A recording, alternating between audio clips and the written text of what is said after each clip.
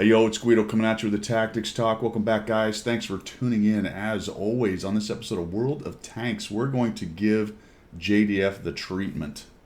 We're going to give him the old... He sent me a note and said, hey, would you take a look at my stats and my gameplay and give me some pointers and see what you can see within those. And Standard Act, I haven't seen any of his gameplay, at least I don't think I have. So we're going to actually take a look at his stats and talk about it a bit. And I thought it was actually interesting because I've done a couple guys who have been sub 50% lately.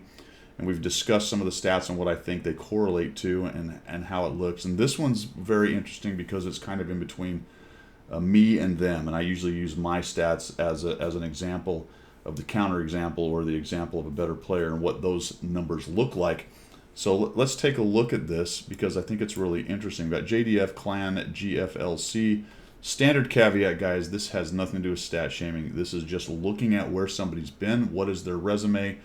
This is how they've played. So we're going to talk about it and see if we can glean anything from it. 23,000 battles, a 54.88% win rate. We're at 38.69 battles survived. I think that's right in the ballpark. I like to be above 40. We'll look at mine in just a minute. Closer to 50 you are, the better, but if you're much over 50, you're either very, very good or camping too much, as I've always said. I think his hit rate is a little low. We'll talk about that as we go. I'd rather see that at 70. Remember that these are not recents, right? We're just looking at the resume, not at what the current capability necessarily is, just what has happened in the past as an aggregate. Damage ratio, this is interesting. So 1.4 and 1.67 on the damage and destruction ratio. And I always say if you're doing 1.0 or better, you're definitely doing well. You're doing in the ballpark. 1.0 appears to correlate to about 50% win rate. And we're looking at this at 1.4 and 1.67. He's got a 54.88. That checks. He's doing more damage and killing more guys in matches than he takes or gets killed. It's really just common sense overall. We can argue about how much those change victories within a parameter, but we cannot argue the fact that doing more damage and killing more guys in a match will generally equate to a higher win rate. That's just how it works. Base capture points at 52,000. Base defense, I don't see anything gross there. Most people have more capture points, but if it gets to the double or triple area, then you're not doing something that's very crucial to the game, which is going back and defending a cap when you've won a flank or your cap is in danger and you have the option to do so. If you see guys with twice or three times the base capture points, they're probably just always pressing to a cap no matter what's going on in the game. That is a example of a lack of SA, a lack of game knowledge, a lack of understanding how a game flows. So I don't see really anything right there. This was interesting that the average damage is 884. We'll look at mine in just a minute as an example, but that is relatively low. There's a lot of reasons for that. Probably not because he's playing really poorly, because his win rate and damage and destruction is high. That is more than likely he's playing lower tiers. We'll see if that pans out. I already know, but there you go. Spotted, destroyed, not bad on those. So let's compare these to mine just for giggles. Obviously more battles, 58%. I'm at 39, so I'm closer to the 40% that I always talk about. Again, that's not something to chase. It's just a number I throw out there. I would love mine to be more like 45. If you find some of the very best players in the game, they will easily be around 45 usually. 73% hit on their hits, so a bit better. I think that's maybe his biggest weakness that I can glean from these stats, just from a snapshot 30,000 foot look. That seems a little low to me, so I thought that was interesting. I'm at 1.7 and 2.27 and a corresponding higher win rate because of that. If we look at let's figure out how to get this over here. If we look at the average damage caused, I'm at 16, 19, he's at 8. So I'm double his, but my tiering is higher. So we're actually going to go to the infographics right here. We go over to the tiering for me. I'm more of a tier 8 average. I think it's slightly above. And it looks like he skews a little bit lower down towards 6 or 7. That would check with a lower damage per game. All right, so while that looks really different, it's not really different because the rest of the stats are more or less in line or slightly less than mine. So I thought that was interesting right there. So what we have is a pretty good player. There was one thing I wanted to talk about. One other thing I wanted to talk about here is what he plays. Look at all the play in TD. So he definitely leans and skews towards the TDs right there. I'm going to show you a game in his medium, so we're going to see if there's some bad habits potentially from TD gameplay leaking on into his medium gameplay, and try to give him some advice on how to get better at World of Tanks. So let's check it out, the game. All right, let's see what happens here with JDF as he comes in here. It's T-34, and he's on Muravanka.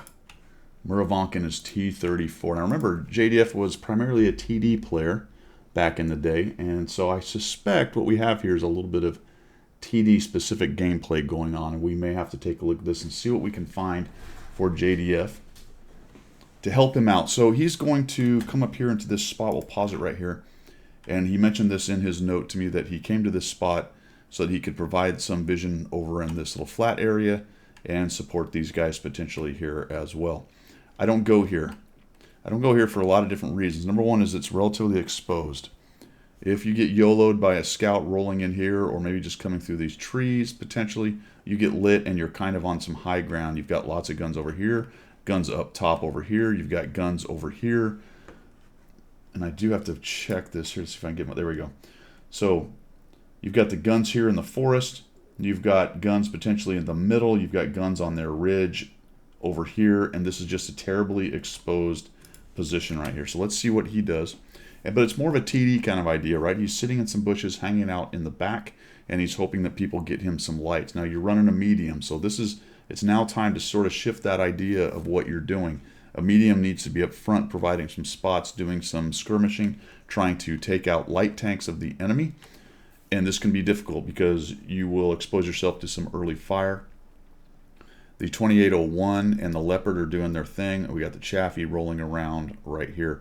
Another habit I'm going to notice here as I'm watching you is that you are, once you kind of glom onto a target, which is what a lot of pure TD players will do, is they will stare down that soda straw right at that guy. So we see a guy coming across.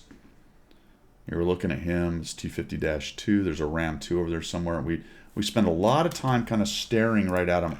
I could have looked at that and went, well, he's not coming out from behind those buildings. What's going on? Zoom back out. And I talk about this a lot. Your camera technique needs to be different. You need to be zooming out and looking around. You got see this thing right here on this thing? See that little guy on the top there? That's a turret. All right, so I'm being a smartass, but the turret gives you a lot of flexibility with a medium, so you need to be looking for shots, and that's part of creating shots. A TD player generally is waiting for shots to come to them, and they're pretty good at staring at certain areas, getting shots off, things like that. But as far as creating shots, reacting to everything that's going around you, TD players generally are not that good at it. Now we've got this Ram 2 coming up the hill, and I would immediately be shooting at him. And what's interesting is you actually could have got a light on him. You were just right before him, which is really strange. Move your pipper around, move the little center dot, and get that highlight on that guy, and then start blasting away at him. The only problem here is, and I don't know if you're thinking about this, and you've had shots for a while here, is that look at all these guys now that are on your left side. And if we zoom in, it doesn't take very much for them to get up on that ridge, and now you don't really have a whole lot of cover. And once you start firing and you lose the camo of some of the cover around you, all of a sudden you're spotted, and now you're taking all that aggro. But we're going to actually start getting shots here on this Ram. Nice shot there. Another one there. That one bounces, unfortunately. One thing I will tell you about this is you need to be lead firing that a little bit. I'd be aiming right about here as he backs up, as opposed to center or forward. With good shell velocity, it won't be too big of a problem, but if you aim back here, he'll be driving into your shots. All right, so that's gone. Now, all of a sudden, once that's gone, I zoom out and I go, what's going on over here? We have a problem, right? We've got a KV-1, we've got a T-67, God knows what else is over there, something else, a Chaffee, and all I have is a M4, a Leopard, and a 2801.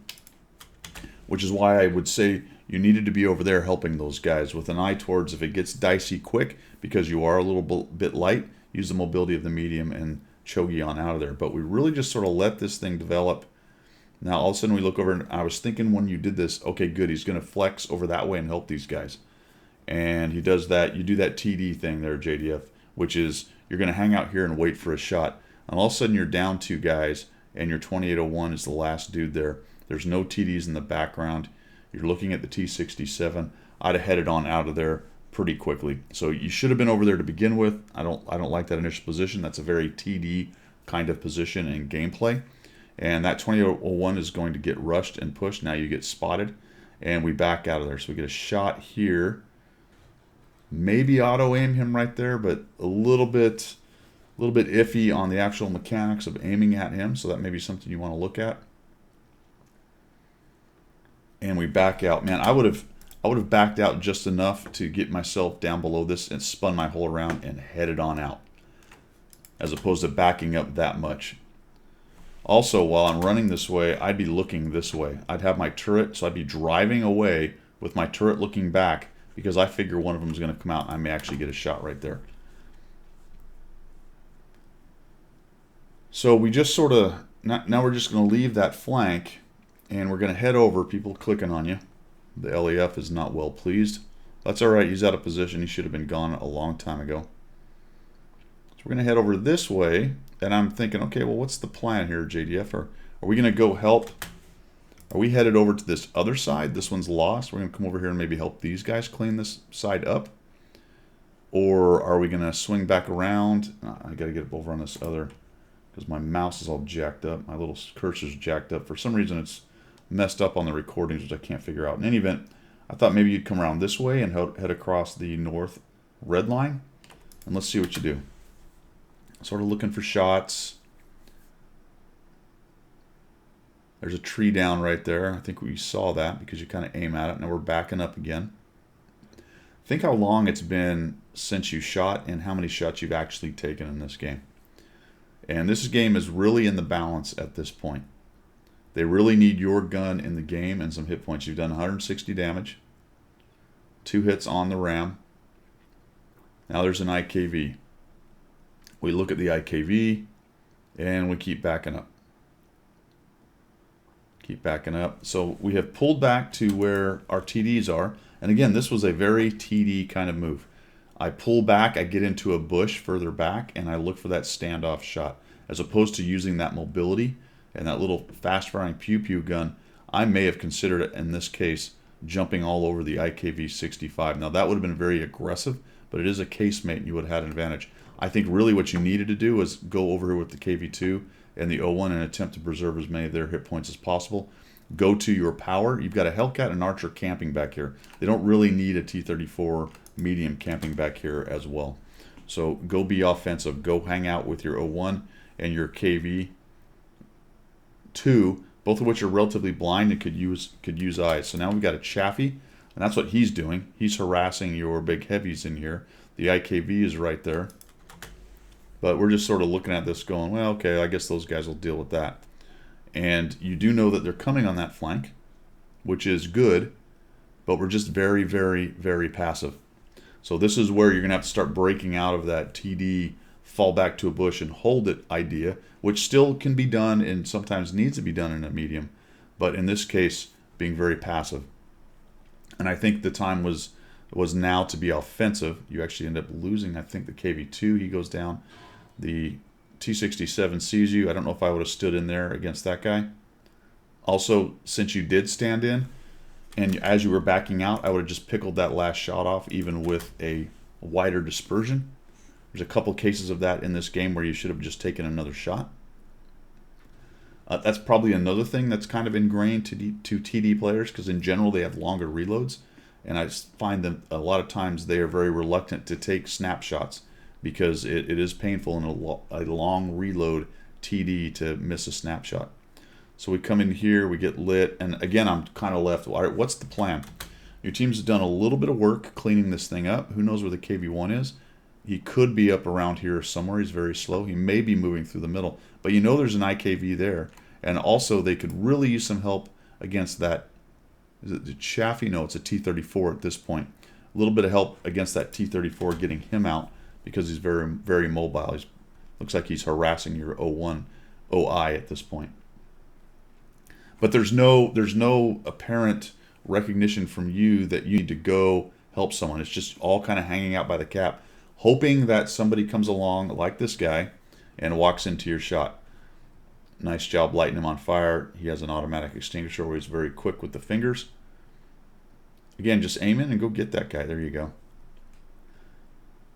You do have to be a bit careful. You are on relatively low hit points. If that guy derped you, the KV-1 had the derp, yeah, he could definitely take you down. All right, now we're going to go after the casemated IKV-65. You have two options right here as a medium. The first one is to go wide, maybe come out this way and look for a shot on him because he's probably pointed this way or maybe at you right here. I would have gone wide and looked for that shot because the problem with approaching the way you do, now if he drives around the building, you're good to go. But what's going to happen here is you're actually going to get proxy lit before you come around the building. Also, there's your view right there. I'd have been zoomed out going, what is he doing? And you can even sometimes get a highlight on that guy. But at least see if you can find out which way is that guy pointing. But as it is, we're just kind of, there we go, and down he goes. So you'll get proxy lit. Another thing about avoiding getting proxy lit is it doesn't let him swing to you, and it gives the artillery less time to zoom in on you and take a shot. Very surprised you didn't take one right there. They don't even really guess. We're going to speed this up. Now it's clean up on aisle 2. It is still a little bit dangerous. You do need to be careful because the artillery can get lucky in a case like this and start taking out your near deads. It was interesting to me that you went down here. Probably more TD stuff. Oh, I wonder if they're hiding in the bushes down here. I think they're probably over here in the southwest, more than likely. They could be over here in the southeast, but I'd have headed over to the southwest first because I'm betting you there's at least 2 of them in there. If there's 3 artillery left, at least 2, if not all 3, will be in that corner. So we're going to come down here. We'll just speed it up. Come down. Don't find him. The Hellcat's got one. I think he actually dies here because he's spotted. He tries to push in. Oh, never mind. He doesn't die. They killed someone else, I think. So we'll come on in here. All right, we find this guy. Take a shot. Down he goes. Fantastic. Moving on in. Oh, there's that guy. Zoom in. There we go. We take a shot, and I'm not really sure why you're moving. I'm going to be honest with you. That makes not a lot of sense. I would have fired on him and then let it zoom in and fire again. Just a missed opportunity on a shot. Yeah, very strange. I think you easily had a shot, maybe 2, based on the speed at which that thing reloads. Right there, and you might have got a kill in there. So 537, 259 assist, and a win. All right, so you're at the end of the game. You've got hit points. You were around to help your team win. That is a very, very good thing. So that's a good thing to start on. What you need to really start thinking about, though, is especially for mediums and to a large extent heavies, your positioning in those is going to be very much different than in your TDs.